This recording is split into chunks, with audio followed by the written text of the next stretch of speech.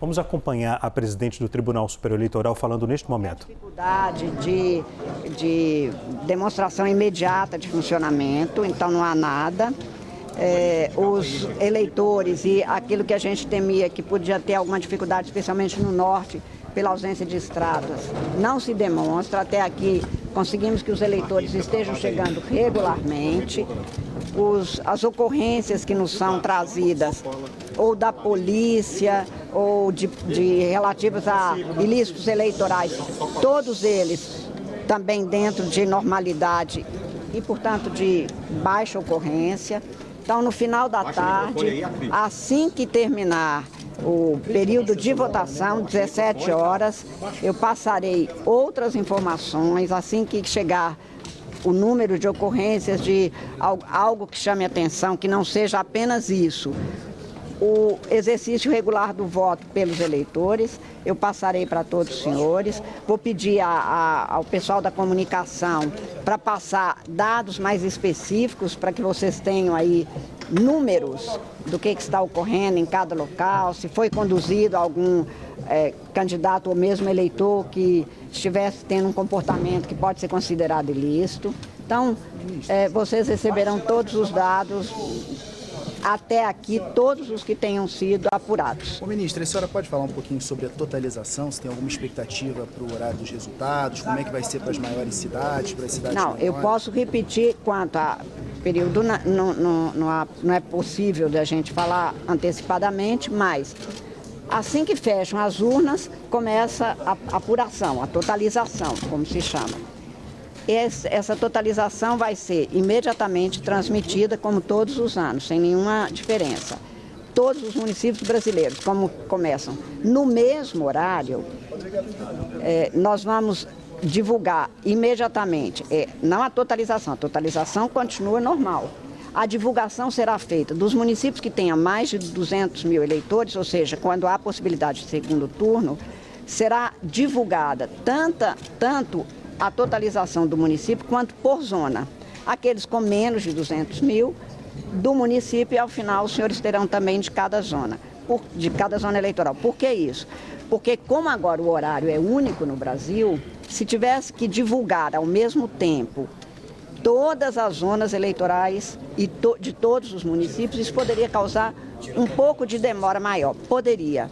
E eu optei sempre pela segurança da informação e para que toda a imprensa brasileira nos ajude a divulgar nas mesmas condições, no mesmo tempo, com a mesma certeza. Ministra, não muda nada. o caso Marçal, hein? Sobre o laudo... Eu não falo sobre candidato algum, porque eu sou juíza do Brasil inteiro. Mas eu agradeço a pergunta. Ministra, quer dizer então que as cidades com um eleitorado menor poderão conhecer o resultado dos vereadores e prefeitos antes da divulgação aqui? Não necessariamente, porque ao mesmo tempo é simultâneo, não existe isso. O que acontece é que, claro que um município menor tem um número menor de candidatos e, portanto, ele vai ter a divulgação muito mais rápida. Um município que tenha 5 mil eleitores, totaliza-se mais depressa do que um com 10 mil eleitores, ou com 2 mil eleitores, com 20 mil eleitores, é isso. Ministra, já tem dados de abstenção? Já dá para saber? Não, isso aí só no fechamento que nós teremos. E sobre os testes, a senhora acompanhou lá em BH um teste de integridade, ou seja, mais uma vez mostraram que as urnas são absolutamente confiáveis. Né? Confiáveis, seguras, participação ampla, tudo aberto, em local aberto. É isso, a ratificação, a repetição de um procedimento que é dado para que o eleitor tenha a segurança absoluta e nem precise de pensar na segurança da urna. Ministra, essa é uma eleição em que a senhora avalia que há uma preocupação a mais com a questão da violência política. A senhora própria criou um observatório nesse sentido aqui no TSE, por conta do que a gente presenciou no primeiro turno? Eu acho que o que me levou à criação do núcleo e agora do observatório é que intuía-se quase um nível de violência que não era mensurado e, portanto, para você adotar providências eficientes, é preciso saber o que está acontecendo de fato, quais são as ocorrências, por que isso está acontecendo, para ter um quadro comparativo, que claro que não será agora, porque a gente não tinha esse observatório antes, numa sequência de eleições, nós vamos apurar, porque não adianta você dizer que, sem o cruzamento de todos os dados, como se tem agora a partir do núcleo, dos dados que se tem das polícias estaduais, da Polícia Federal, dos GAECos, que são os grupos de combate ao crime organizado dos Ministérios Públicos Estaduais, da presença de dados que tem o Ministério Público Federal. Este núcleo gera um conjunto de informações que demonstram que violências são praticadas, onde são praticadas, qual é o móvel, qual é a consequência e, principalmente para nós do Judiciário, adotarmos também maior celeridade no combate a esse tipo de crime, no processamento e na finalização dos processos.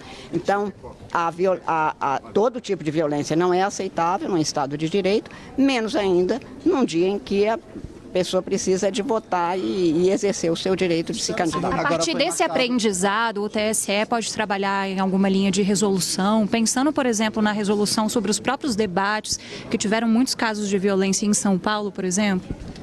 Eu acho que todos os dados são necessários para que a gente aprimore permanentemente as normas. Então, este agora é um conjunto de dados que vai ser oferecido tanto ao público que nos ajuda, as universidades, pesquisadores, jornalistas, todos os cientistas políticos. Esses dados vão nos auxiliar a nós, povo brasileiro, neste sentido.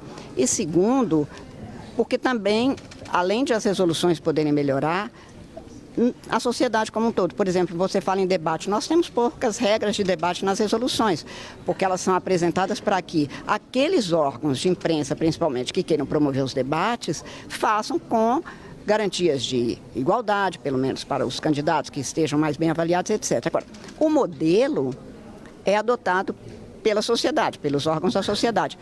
A partir dessas experiências, eu tenho a impressão que também esses órgãos vão repensar quais os modelos de debate, porque não há modelo único. É isso mesmo. Quando acontece alguma coisa na vida, a gente aprende e, se for o caso, aperfeiçoa ou altera.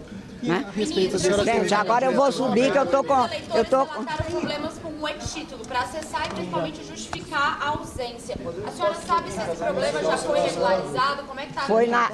Não, o que se teve sobre o e-título no início da manhã foi que nós tivemos um número enorme de pessoas, e era apenas na parte de justificativa, que acessaram ao mesmo tempo. Nós chegamos a ter 7.600.000 buscas por 1 minuto.